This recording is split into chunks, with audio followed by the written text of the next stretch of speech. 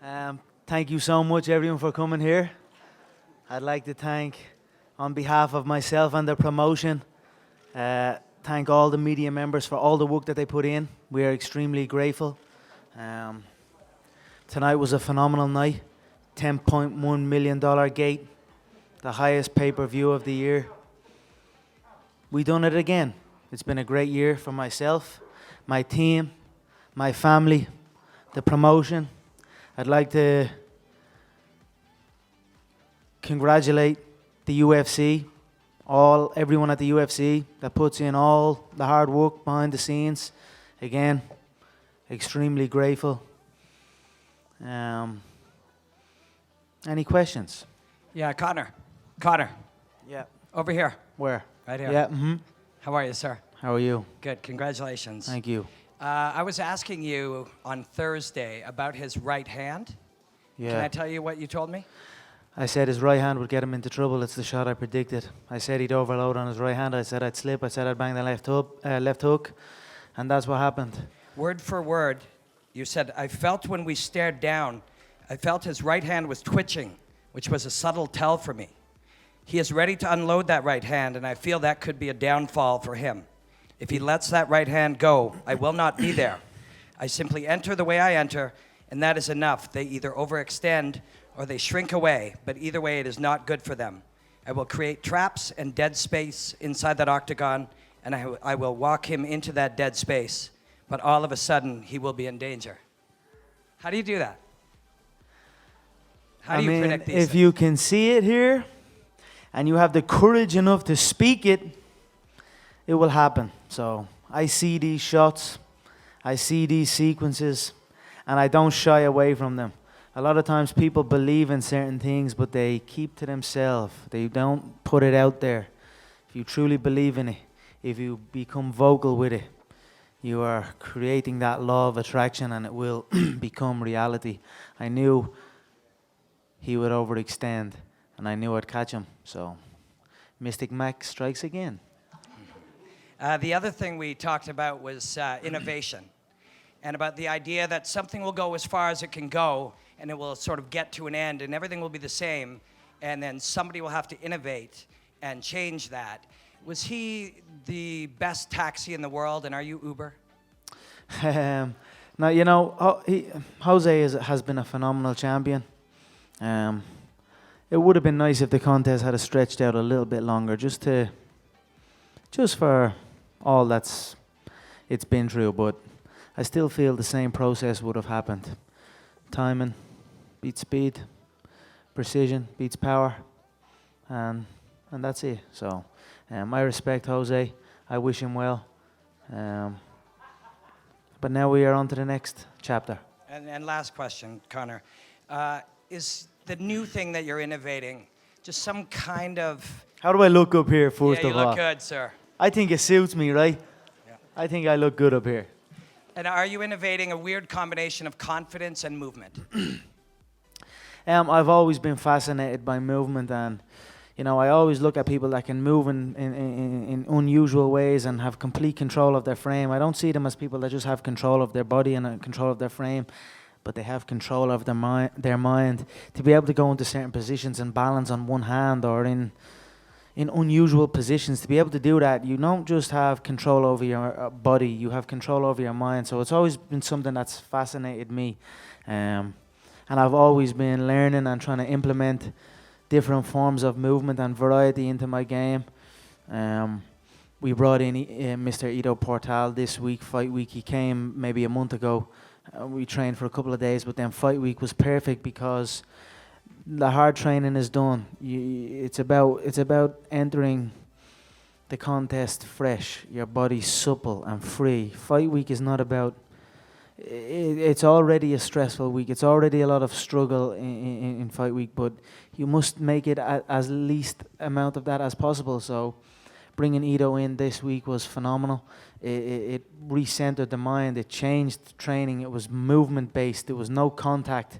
When I woke up today, I didn't wake up and my brain wasn't telling me that my foot is sore or something. You know, that's what a lot of times happens to these fighters. They come in and say, when they wake up on the day of the fight and their brain is instantly telling them about their elbow or about their knee or about their ankle or something's wrong with them.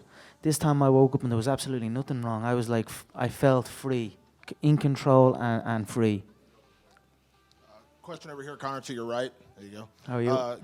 Very good. Congratulations, of course, on a phenomenal victory. You predicted a first-round knockout, and obviously that happened. But in your wildest imagination, did you imagine it would be one punch? I mean, that quickly? Did you have any scenario in your head where it would play out like that? Yeah, many times. It's not the first time I've done that. I have a 4-second KO on my resume. Now I have a 13-second. I also have a 16-second. I have many early stoppage wins. I feel I have the shots and I have the timing and I have the precision. And again, with these small gloves and with the correct amount of force and the correct timing, the human chin can't take it. So that was, I said, one round. He is the pound. He was currently the pound for pound #1 fighter on the roster, undefeated in 10 years, the company's only featherweight champion. Who comes in and predicts 1-round KOs? I did, and I did. Do you think, I mean, you know, if this fight had gone the full 1 round and let's say there were some good exchanges, maybe he got you with a couple shots, you know, even a first-round fight, you could say we could justify an immediate rematch. Do you feel like you will see Jose again, or do you feel like this may be the last time you see him? You know, that's on him. That's up to him what way he goes about his next step. I feel maybe he could take a step back, recenter himself, take all that, because you don't understand. Like I said before, and I've said many times, it's not the same when you sign to fight me. It's a whole other ball game. It's a completely different pressure bubble you're under. And he felt that. A guy that's been on top so long, 10 years undefeated, the company's only champion, but he felt the pressure like he'd never felt before. That's because he was facing me. But what happens is when they show up and they face me and they man up and do it, they become re-energized. Look at Holloway, look at Poirier, look at all these people. When they show up and they come through it, they become better individuals. So I think Jose should go back, regroup, maybe get back in line for a #1 contender spot, and we'll go from there. I know the option is there for the 155-pound belt. I'll sit and I'll watch this. The options are there now. The options are building. We've got Frankie, who had a good win last night. That could be for the featherweight belt. Maybe Jose rematch or 155-pound strap. So I enjoy options. You know, options are a good thing in the fight game. Your coach, John Kavanaugh, that's a perfect segue to my next question, said that, you know, this was the last time you were going to cut to featherweight. It is a big cut for you, and you were interested. And Dana said if you want that lightweight title fight, you know, if you go up, you could have it. Where do you have a preference? I mean, how bad is that cut? How bad was the cut this time, and does that? I mean, I giggle all the time because every time I step on that scales and I step off the scales, everyone's like, it's the worst I've ever seen him. He better rehydrate corrector. He's in a hell of a lot of trouble. Don't get me wrong. It's a tough weight cut. But tell me one time I've missed it. Tell me one time I've not showed up the next day fresh. You know what I mean? Everyone up there on that stage that makes weight is not in the freshest of states. You know what I mean? This is the business. But this time around, although it was tough, I'd done it professionally. I cut no corners. I had a guy in that was helping me with the structure of it, and I trusted in the structure and in the plan, and the weight came on me. Is it easy? No, but I get it done like a professional. So although I said I would not, I wasn't considering leaving the featherweight division for good, because I am the unified world champion. This is my division. I say what I do now. So maybe I feel there's a couple of contenders in the mix. Let them maybe compete against each other while I go up and take the lightweight belt. Allow a contender to emerge and go back down and take out that contender, and then go back up after a lightweight contender has emerged and take out that contender. That was what my career path I felt was taking shape. Now Frankie had a good win yesterday, so he could probably climb up as an early contender already. So. And we've some options, we've some decisions to make. But most certainly I'm looking to replicate what I have achieved in my previous promotion, a 2-weight world champion, held consecutively. I said I would do it, and I will do it. And my last question, You know, Jose Aldo, you said it. Everyone said it. Number one pound-for-pound fighter in the sport. You knocked him out in 13 seconds. In your head right now, Conor, are you the number one pound-for-pound fighter in the sport now? I believe so. I believe there are many great fighters. There are many people who do great things. But when you combine it all together, when you combine the whole package, the whole animal that is the fight game, I don't think there's nobody that does it better than me. I think I am the pound-for-pound number one. Over here, Conor. Do you consider this your first title defense, or do you look at this as now you're the champion, the real champion the whole way? Yeah. I felt like I was always competing for the belt. Like I said, two-weight world champion I came into this promotion as. So in my mind, I was defending my belt on the debut and every other fight. So it's nice, you know, they called it a fake belt, interim toy belt, clown, joker, all of these things. So I'll go back and I'll sit patiently and wait and hear what they have to say now. And the last thing I was going to ask you is there any obligation that you feel, I guess? You came in and you sort of galvanized this division and really made it, I think, what it is now. And now that now that you've beaten Jose and you're the guy, and in the crosshairs of anybody coming up, and especially like Frankie, do you feel an obligation at this point on any level to kind of stick around for a little bit, or is it? I tell you one thing that won't be happening. If I go up to that lightweight division, there's no way in hell that I'm vacating my belt. That's not happening. There'll be a belt on one shoulder and a belt on the other shoulder. I understand why previously they would have fighters do that, because many fighters don't fight as frequently as I do. Tell me how many fights I've had in the past year. You know what I mean? I'm busy. I stay active. I'm fresh. So when I go up to the lightweight for that lightweight belt and take that lightweight belt, I will still be the featherweight champion also. So I will be a dual weight champion. There's no going up and vacating. The belts will still be active because I am active. I am as active as any of them. So there's no problem with that. So there's no vacating. That's not happening. Conor, you famously proclaimed that you were going to be here. You've seen it happening. You knew what was coming. But, you know, you've been carrying the nation of Ireland on your back, all these things. Now that you're here and you actually got it done, have you had a chance to soak it in a little bit? What is the emotion?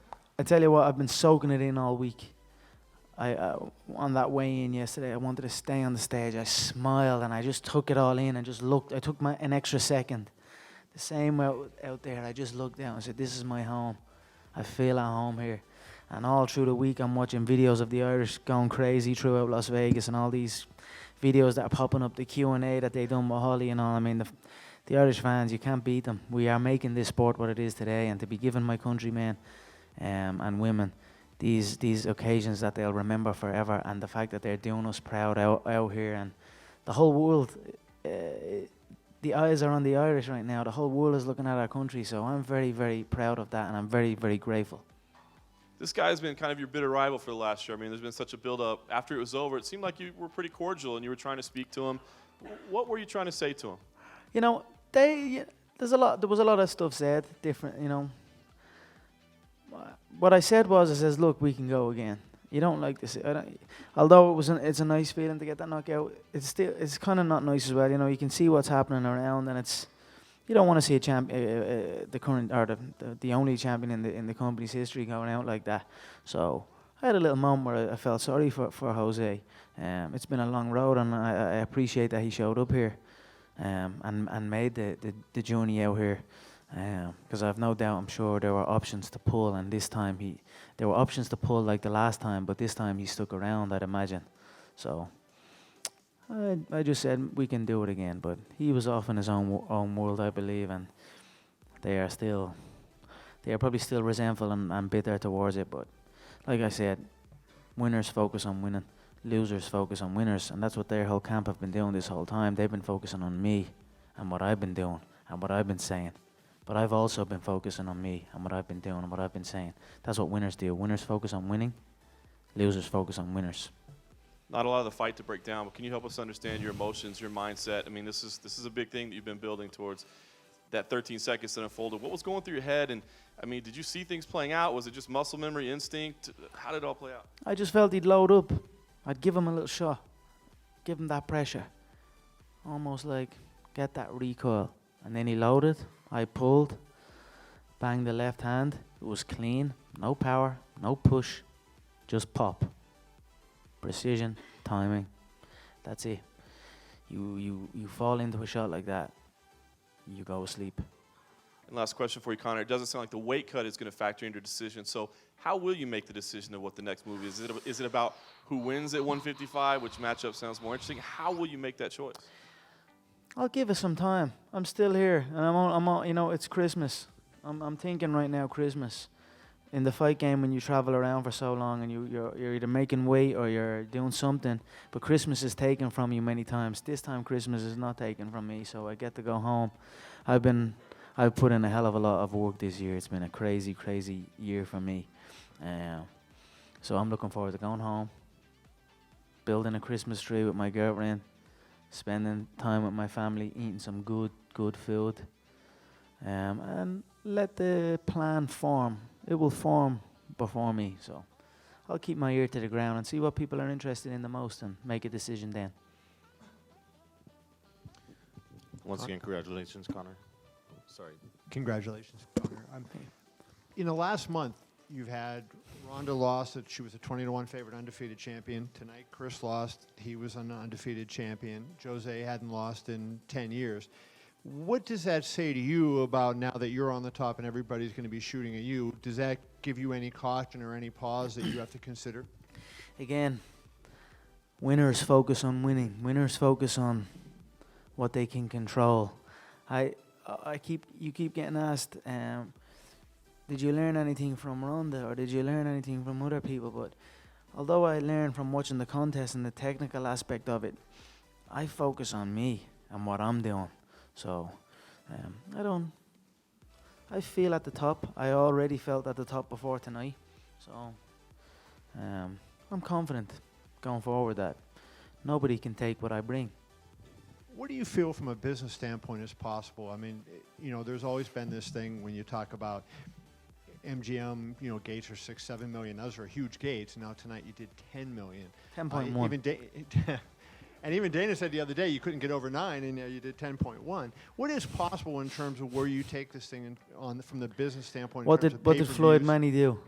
Sorry, say it again. What did Floyd Manny do? They're at 4.6 million. No, that was bias. I'm talking about gay. Oh, 72 million gate. 72 million gay. We done 10.1. I'm catching up. I'm only 27. Them old motherfuckers were 40 before they got that on. I'm only warming up. So I said to Lorenzo and I said to Dana, I'm bringing these big numbers. I'm bringing these $500 million revenue numbers like the Mayweather-Pacquiao fight done. So at 27 years of age, I stand here as the unified world champion, back-to-back gate records in the MGM. This is trending as the highest pay-per-view. Schaller, I believe, said of all time for the UFC. So at 27 years of age, with every record in the book, with weight divisions above ready for me to go at, super fights left and right. Tell me one other champion that's been like that. Every other champion gets a belt and they don't want to go up or they don't want to go down. I'm going straight up. So I'm bringing these big numbers and the sky is the limit. And I guess just in that vein, you know, when you think of the Mayweather-Pacquiao fight, it was because it was 6 years. People wanted to see that for such a long time. There was some hook to it. And it would seem to me like the dual championship would be the hook for you to be able to kind of get that type of thing. Do you feel like that is it, or is there a specific opponent that, you know, people may think that will be more than just the hook of, say, another title? Yeah, well, there's many ingredients to form that what it was. But like I said, 27 years of age, this can happen. Anything can happen. I could go up unified, or I could go up and take that lightweight belt. Maybe Jose make a run back, and maybe people want to see that again, and it just builds and builds. Or, you know, things change and things grow in the fight game. So these hooks appear, and we capitalize, and that's what we do here at the UFC. All right, Conor, once again, congratulations. This was not only just, you know, you winning the title, but with 13 seconds, this beat Ronda Rousey's 14 seconds for the fastest UFC title fight ever. How do you respond to that? Is that something that you thought about when it happened, or is this? I certainly didn't think about that when it happened, but I do enjoy the numbers. I make no secret of that. I do enjoy breaking records, so I'll add that to my list of broken records. And this was a great night for you. Unfortunately, this week hasn't necessarily been as great for some of your teammates. Gunny Nelson, it didn't go his way. Same with Artem Levov. What did you think of their fights, their performances? You know, I was absolutely heartbroken watching Gunnar fight there. He's so, there's so much to do with the game now. It grows and there's a lot more to it. He experienced his first more extreme weight cut as well this time because he's naturally grown into the welterweight division. So there's many factors in it. But that wasn't the true Gunnar Nelson out there. He's there and he has every shot and every movement in the book. It's coming. It's coming for Gunnar. It was very, very sad to watch that. You have to give respect to Damian Maia. I feel the early exchanges were more of what Gunnar is capable of. Damian had that body lock. Gunny had the overhook and that little foot lock trip and ended up in top position. There was it was a beautiful fight. Hats off to Damian. Gunnar will be back. He'll grow with it like he did previous. So the Artem fight, Artem has been with me from the beginning also. What he done in the Ultimate Fighter house after being with me in Las Vegas for the last camp, to go in back-to-back KOs. To watch that fight play out as well was very upsetting because it wasn't truly a fight. If you beat a guy, beat a guy, but respect to Ryan as well. It was a great weekend for myself. It was a mixed up and down weekend for my team, but as my coach says, we win or we learn. So we will learn, we will head back to the gym, we will enjoy every sequence that happened over the course of this weekend and learn and grow from that and add to it and implement these lessons in our game. And just final question, like you said, you want to keep your eye on the title fight between Dos Anjos and Cerrone. Who do you see coming out on top in that fight? I don't know. I haven't even given it a second thought. It doesn't really matter. I'll keep my ear to the ground. I'll see what kind of numbers we're talking. It's not even a pay-per-view card, so the division is struggling big time. The division needs me. I don't need the division, so I'll play it by ear and see. But I am emotionless to who comes out victorious. Conor, your people are so important to you. What was it like for you, at the introduction, right before the fight started, and hearing the support, and then also, don't you want to take a fight back to Ireland? If they offer me a Crow Park, or if they offer me the football stadium, you're damn right I'm gonna take it. Can't you demand it? Maybe I can these days. Maybe I can. But like I said, I'm gonna sit back in the shadows for Christmas and plot, and then I'll come back in the new year with something for you all. The importance of your people, though, tonight. I am extremely proud of my nation and extremely grateful for all the people that come over here and travel for me. Like I said, the fans all week have been amazing. The whole world is seeing the Irish and the support they have for myself and each other. And that we are good people. We just like to have a good time, no trouble. We just want to have a good time, and it's great to see my nation on the map. So I am very proud of that. Thanks again for everything. Thank you. Okay, last question. Conor mentioned the fans from Ireland several times. What do you think the strip's going to be like tonight, and how do you plan to celebrate? The strip will be green, white, and orange, my friend. I have an after party now at the SLS, so I'm going to go have some steak with my family, a little bit of food, and then I'm going to celebrate with my fans who are at the after party, a little drink or two, and then just rest for the night and then see what tomorrow brings. But it's been a great year for myself, the promotion. I'd like to congratulate and thank everyone involved. And I'll see you again in the new year. Thank you so much.